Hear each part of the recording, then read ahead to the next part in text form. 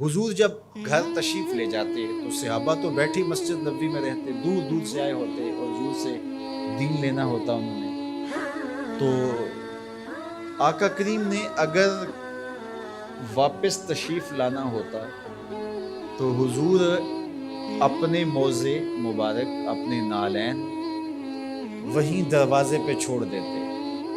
تو اس کا مطلب یہ ہوتا، اشارہ سائن یہ ہوتا کہ میں ابھی آیا۔ اور اگر حضور نے جا کے استراحت فرمانی ہے، دیر کے بعد تشریف لانا ہے، ایک نماز کے بعد گئے اب دوسری نماز کے وقت ہی آئیں گے، تو حضور نالین سمیت تشریف لے جاتے۔ تو جب حضور کے جوڑے پڑے ہوئے تو صحابہ سمجھتے کہ وہ آنے والے ہیں، تو پھر ان کی نظریں دروازے پہ لگی رہتی۔ تو اچانک جب حضور آتے تو وہ یہ لفظ بولتے، خرجنا رسول اللہ۔ کبھی کہتے کہ حضور طلوع ہوئے، کبھی یہ بھی کہتے طالع علینا، ہمارے اوپر طلوع ہوئے۔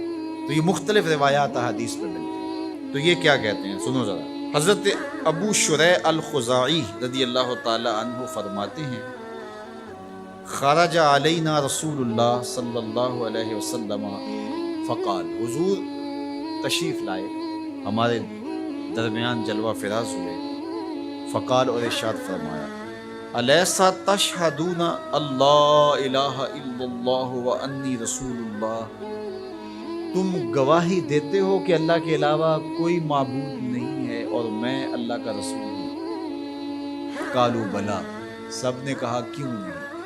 یعنی مطلب کیا کہ میں جب اللہ کا رسول ہوں تو پھر جو کہہ رہا ہوں اس کو غور سے سنو۔ اب ذرا دیکھیے کہ حضور نے یہ کہہ کے ایسا ماحول پیدا کر کے کہا گیا، اب اس کہنے پہ قربان۔ حضور نے ارشاد فرمایا، یہ اللہ کی کتاب قرآن مجید، اس کا ایک سرا تمہارے ہاتھ میں ہے، یعنی یہ اللہ کی لٹکتی ہوئی رسی ہے قرآن مجید، اور لٹکتی جو رسی ہوتی ہے اس کے دو سرے ہوتے ہیں نا، تو کہا اس کا ایک سرا اللہ کے ہاتھ میں ہے اور دوسرا سرا تمہارے ہاتھ میں۔ اللہ اکبر۔ فتمسکوا، اس کو مضبوطی سے پکڑ لو۔ دیکھیے یہ لائٹ جل رہی ہے نا، اس کے اندر تار لگی ہوئی ہے، تار کا ایک سرا مین پاور ہاؤس سے جڑا ہوا ہے اور دوسرا سرا اس لائٹ سے جڑا ہوا ہے۔ تو اگر یہ دوسرا سرا مضبوطی سے یہ لائٹ پکڑ لے تو پھر روشنی دے گی نا، اجالا دے گی، ظلمت مٹائے گی، لیکن ادھر سے تو جڑا ہوا ہے، لیکن یہ ادھر سے نہ پکڑے تو بتاؤ روشنی ہوگی؟ تو کہا کہ قرآن ایسی اللہ کی کتاب ہے، اللہ کی لٹکتی ہوئی رسی ہے، جس کا ایک سرا تمہارے رب کے دستے قدرت میں ہے، دوسرا سرا تمہارے ہاتھ میں ہے۔ فتمسکوا، کہا جوڑ مضبوط کر لو، پکی طرح سے اس کو پکڑ لو۔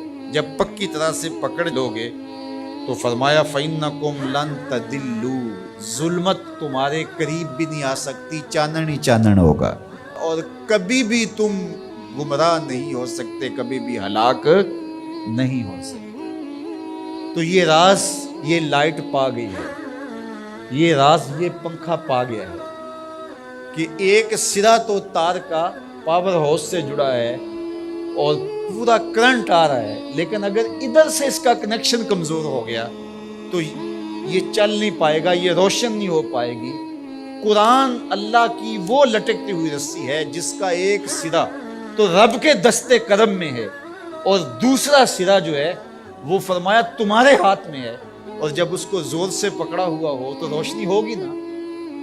تو جب یہ تصور آتا ہے کہ یہ قرآن اللہ کی لٹکتی رسی ہے، حبل ممدود من السماء الی الارض، آسمان سے زمین کی طرف لٹکتی ہوئی اللہ کی رسی ہے، تو جب زور سے اس کو پکڑیں گے، مضبوطی سے تھامیں گے، ایقان کے ساتھ، یقین کے ساتھ تمسک کریں گے، تو پھر باطن میں چراغاں کیوں نہیں ہوگا، تو پھر کرنٹ کیوں نہیں آئے گا، پھر کیوں جو ہے وہ توانائی پیدا نہیں ہوگی، تو پھر تو ایک عجیب کیفیت پیدا ہوگی نا کہ یہ وہ قرآن ہے جس کا ایک سرا رب کے دستے کرم میں اور ایک سرا ہمارے ہاتھ میں ہے۔ کتنی خوبصورت میرے حضور نے مثال دی۔ تو اس سے ہدایت ہی ہدایت، نور ہی نور اور روشنی ہی روشنی نصیب ہوگی۔ اچھا، اس عنوان سے صرف ایک روایت سن لیجئے۔ حضور نے ارشاد فرمایا، حضرت عبداللہ ابن عباس رضی اللہ تعالیٰ عنہ کی مرویات سے ہے، حضور نے ارشاد فرمایا کہ جس نے فساد امت کے دور میں میری ایک سنت کے ساتھ تمسک اختیار کیا، میری ایک سنت کو مضبوطی سے پکڑ لیا، جب فساد بپا ہوگا، جب میری سنتوں کو توڑا جا رہا ہوگا، دین کی قدردانی نہیں ہوگی، لوگ دین کی پرواہ نہیں کریں گے، خواہشات کے غلام بن جائیں گے، اس زمانے میں جس نے میری ایک سنت کو مضبوطی سے پکڑ لیا، میرے اور آپ کے آقا و مولا فرماتے ہیں اللہ اسے 100 شہیدوں کا ثواب عطا فرمائے۔